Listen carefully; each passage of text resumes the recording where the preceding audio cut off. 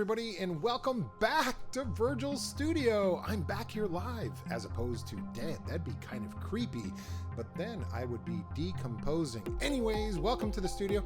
Today we're gonna check out Chord Pads in Cubase. This is gonna be awesome. Come on in, hurry up, get in here, gotta check this out. Here we go. Okay, so here we are with Cubase 11. I actually have Cubase 12 installed. However, I want to do this in 11 just to show everybody that they can do this. I believe this is even available in the LE versions. So we're going to kind of look at some things with this, all right? One of the things we got to look at first before we use the chord pads is we want to go to Studio. Click here, go to Studio Setup. And you have this little cool little thing saying chord pads right here. And we want to make sure that this is going to our particular MIDI instrument. In this case, I've got complete control. We also have chord pads set up. It can go through here. We could do some things within here. We could set up little customizations here, which is also neat. And you got to make sure that that is selected. I have had problems in the past where I had the wrong keyboard controller on, or it went into a current keyboard controller and it was actually playing the bass notes as well. So there's a little confusion in there. However, if you just basically flip it over to your actual keyboard controller that you're going to use, you should be fine. So I'm going to just hit OK here. Should be all set. Now we need our bottom menu. If you guys don't have this activated, be sure to hit this little icon up here on the top right. This will open up our bottom menu, and then we will see chord pads right here. Now, the default chord pads in Cubase make this seem like not an interesting move. These are based on, just my opinion, is for non-piano players or non-keyboardists, so they could actually just get some chords into a song, which I think is a genius idea. I myself am a guitarist. I only play a keyboardist on TV, but on here, you're going to see it's quite boring. As a matter of fact, most guitarists who know a little bit of keyboard or other musicians will know how to play at least these basic chords on the keyboard. So they look at this and they go, well, I don't need that. I play this stuff all the time. So I'm actually doing this by clicking on the mouse with the mouse right here at each one of those chords. I'm able to do that. And it doesn't look really enticing or exciting, but that's what today's video is about, to show you how cool that this can get. The first thing we're going to do is we could actually look within Cubase to see the different chord presets that they have. So if I click on this little icon right here, it's going to say load chord pad presets. And it's going to kind of go through all the different chords presets that they have in here. And they have a bunch of really neat ones. The problem is with theirs that I haven't really dug around deep enough maybe, but I haven't seen it, is it would be really nice, first of all, if there were a lot more pads, because my gosh, when you're playing chords in a particular key, there's many more chords than these 7 that they're showing here. So we do know that. So if you know a little bit of music theory, and if you don't, we're going to talk about that too here in a second. But if you got a little bit of music theory knowledge, you'll know that there is a litany of chords that are missing. There's more chords that are in this key that they don't have than the ones that they do. They just have the standard basic ones, and I totally get that and understand that and appreciate that, because it's so cool when you're wanting to play stuff in different keys. However, I would really like this and said to myself, boy, wouldn't it be nice if they had, instead of 12 tones here, actually it looks like 13. Wouldn't it be nice if they actually had like twice as many? And then I discovered that they do, because I like poking and prodding into little programs like this. So I clicked on the little gear here, which is the different things that we can go into. So we have pad layout. This is what we're looking for. Number of octaves, ding, ding, ding, ding, winner, IL2. So now I could hit 2. And you can see how large this got right here. Isn't that kind of neat? Now, I'm looking at this and I'm going, man, now I can put in all these chords, but how do I put in the other chords? It's pretty easy to put in chords on here. I'm going to just do a quick little run through, show you guys how this is done. You can also right click on here and you can go unassign pad if you'd like. So I could just right click and I can unassign these pads. You could even do that all the way down and then save this as the no key or as a template. Wouldn't that be nice? I think I should do that one of these days. Anyways, what I'm going to do is I'm going to open up the editor. This is the only icon that's available to the ones that have no chords that are in there. The ones that are programmed are going to have 3 different sets. Right? So you can see a menu thing here, here, and here. We'll talk about those in a minute. But let's go to a blank pad and we're going to see this. This is going to open up here. And this is going to show us within our chord editor what we could play here. Now, I just removed the B demolish chord, didn't I? So let's put B, and we're going to put the diminished chord. I like demolished. We're going to go right there. Oh, that's a dreadful chord, but it's kind of cool if used in context. So we're able to get that. Now, if we could go to different extensions on here, right? So we're going to these tensions, and I can go a major. So we got B diminished 7 here. Then I could even change around the bass on here. So I'll do it with a D. That sounds dreadful. Oh, there's some shit that's about to go down. Sorry, didn't mean to say down. Okay, so on here we have that. That's just epically creepy. Isn't that cool? You got it. You got it here today, folks. And it was free. That's a free chord. Now, as I go in here, what I can do is I can start adding all these neat chords. And I'm going to show you guys some neat ticks and trips. Ticks and trips. I coined that phrase right here. You saw it. History. Your history in the making. So what we could do in this key, and there's just so, we could go so deep into music theory, but let's just scratch the surface here a little bit. Let's look at the fact that we could do major 7 chords out of these 1, 4, 5s here. So the C, F, and G, we could actually put in major 7 chords on there. I'm going to show you how quickly this whole thing could fill up. Another thing we could do is we could take our 3rd chord, for instance. This could be an E7. It could even be an E major. We could get away with that. Let's throw in that. We're going to throw an E7 chord. So I'm going to open the editor. I'm going to hit the E. Then I'm going to hit the 7. And now I'm going to put in a major 7 chord. Let's put a C major 7 here. Now, when you do the major 7, I was confused a little bit at first because it calls this a J7. So we just want a major 7 on here. So now I've got a major 7. That sounds lovely. I could put an F major 7 in here. That would be fine. So we're going to go F major 7. Beautiful. And let's put a G major 7. That ought to work too. Nobody should complain too much on there, right? So G major 7. Beautiful. So we got, that sounds okay. Not too bad.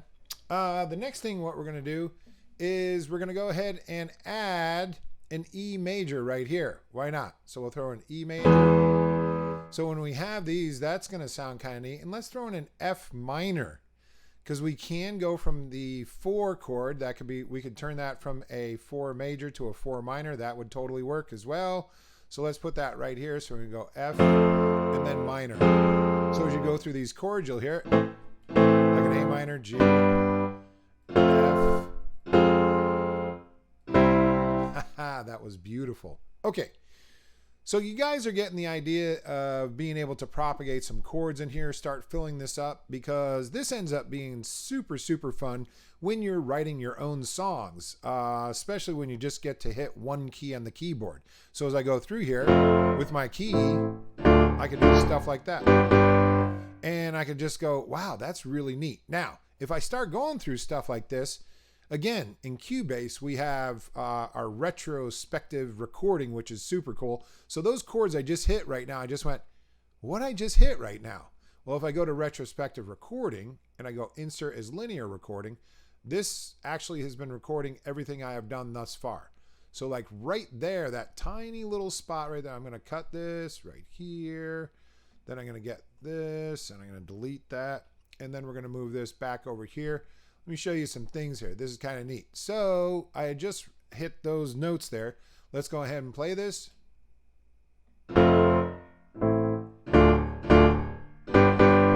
So let's say I go, wow, I really like those chords, man. That sounds so neat. And if I sat there and said, oh man, I forgot to write them down or whatever, that's okay. Because again, in Cubase, it has these little tools.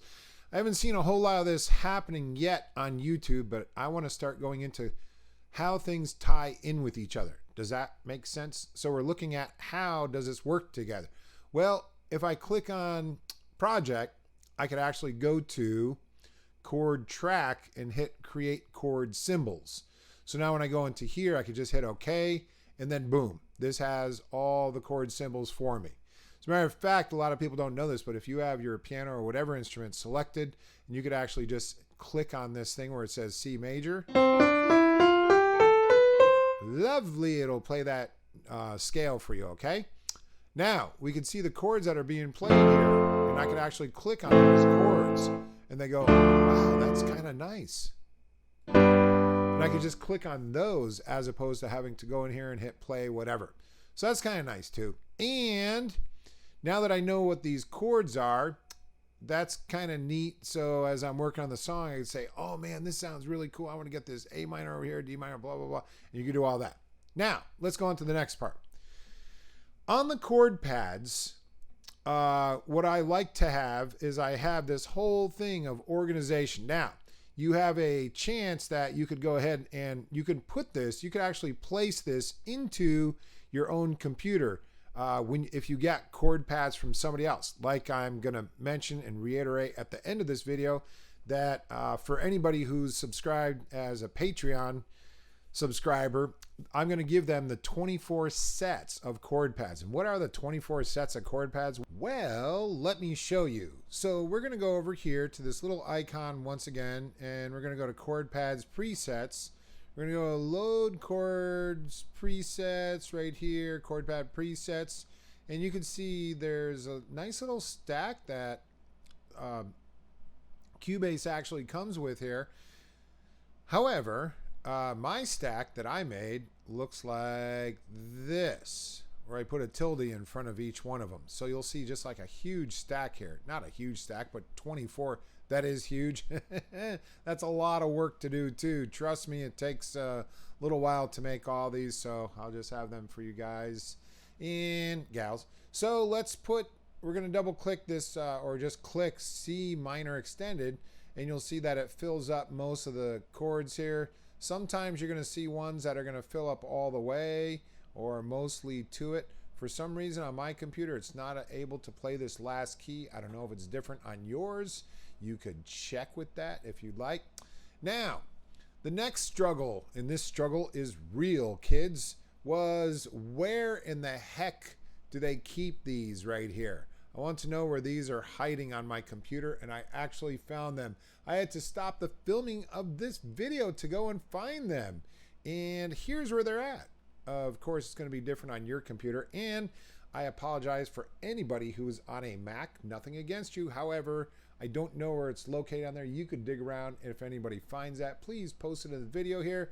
Help other Mac users. But on a PC, you would go to C, users, and then your name here, not Virgie. Then we're going to go to app data, roaming Steinberg, and then boom, chord pads. This will take you to the user section of your chord pads. Now, this could be empty and there may not be anything in there, which is highly likely until you make your own chord pads. And as soon as you make those, that's where you get them. Now, if you're going to get the chord pads from me, you would need to know this address. So you can drag and drop your chords or your chord pads that you're getting from me, the sets that you're getting from me, and just drop that into your computer. I don't believe that it would show up immediately. I believe you would have to probably restart Cubase.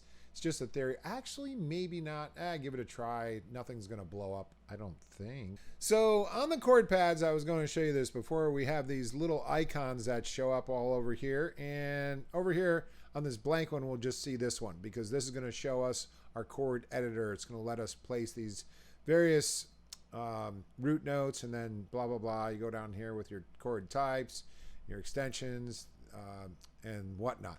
Now, when you actually have a chord, let's take a B minor. That's a lovely chord. On this B minor here, I can actually change this to another chord if I like by opening up the editor once again. Or what I can do is I can go over here and I could actually change the different tensions on here.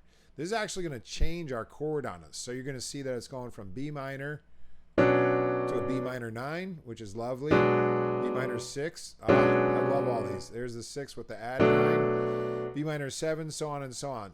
So this is going to go through a whole litany of chords of all the B's on here, okay?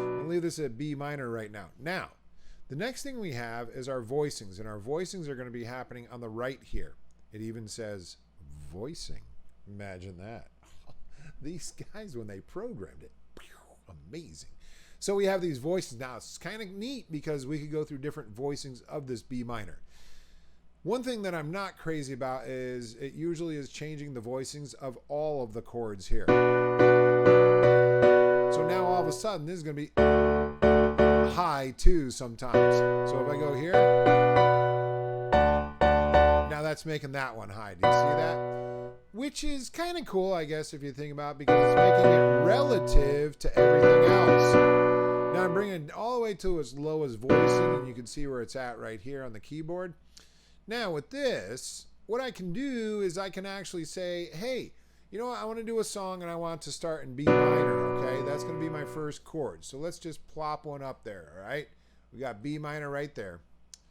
Then I'm going to hit some other chord in here. How about A with a C sharp bass? That's lovely. That'll be my next chord. And there's a couple different ways you could do this. You could actually do this by playing it on the keyboard and then just hitting record.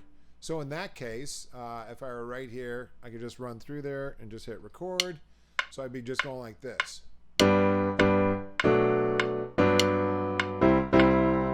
And that's what I would do on there. And I'm just hitting single keys. Remember, this is the cool part about the chord pads. Now I'm going to hit delete. And I'm just dragging these in here. So I'm just dragging some chords, right? And I'm just kind of lining them up with each other as well. Now, as soon as I have these chords in here, I had showed you before that there's neat things, but if I had, let's say, for instance, that I was going through some different chords, and this will have this, it'll just end up on a C. Let's just do it this way. So I want to have 4 chords here. Now, for me to kind of do different voicings of these same chords, what I could do is I could go this B minor here, and now I'm going to hit a higher register on the voicing. So if I had that one, I could always hit that a little bit higher. And that'll be kind of neat. So as it's scrolling through here and coming through, then what it's going to do is it's going to hit a little bit higher of a B minor. And then we're going to hit this right here, but let's go higher in this one. Sure, that one sounds lovely. And once again, what we're doing is we're just kind of repeating these chords. We're kind of repeating these chords. We're kind of repeating these chords. And they're going a little bit higher for us, and they're going a little bit higher for us. I forgot the E minor 7, so let's pull that in there. Where were you? There you are. So that's good. Now what's neat is as we listen to these chords, this would be kind of cool because it's going to run through the first few chords. And as it's going through these first few chords here, I'm going to bring it down just a little bit. It's playing a lowered register. Now it goes higher, which is almost like a call and answer with the chords. It's just going up higher. And that sounds lovely, actually, especially with songwriting, composing. So as you're filling up these chords and you're saying, you know what, I'm not really big on theory and everything, what you can do is you could actually go to a website called Hook Theory. And Hook Theory actually has these cheat sheets, which are indispensable. I would highly recommend this. So if you go to Hook Theory, they have some really cool stuff on their website. And what I did was I just simply grabbed all the major ones and all the minor ones, and that's how I built up most of the chord pads. However, there's some things that they're missing on there that I just kind of put from general theory, music theory, that I threw in there. That's why mine are slightly different. However, let's just peek at one of these, and let's go to C minor in here. So you can see how this works on their page, okay? So they're showing you the 20 most popular chords in C minor. And they work right here. And you could actually just kind of pluck them that way by pressing down on the name, right?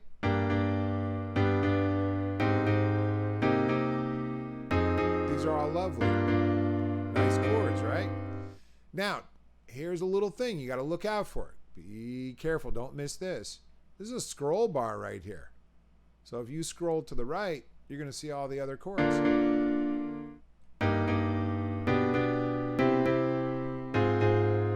Isn't that nice?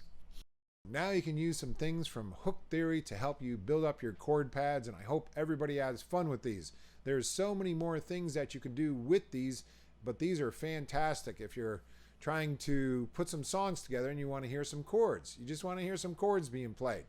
And Cubase has this in here. This, I believe, is in all versions of, well, all the more recent versions of Cubase. I know that it's in Cubase 10 and higher, and I believe it's in the LE version all the way to the super duper superhero whatever version that I got. I'd like to thank everybody for joining me today on the Chord Pads episode. Hope you learned something, and don't forget to hit the subscribe button and the little bell so you get reminded every time I come on here, which is once every 6 years. Hope you had fun. Have a great day. Be safe and love each other.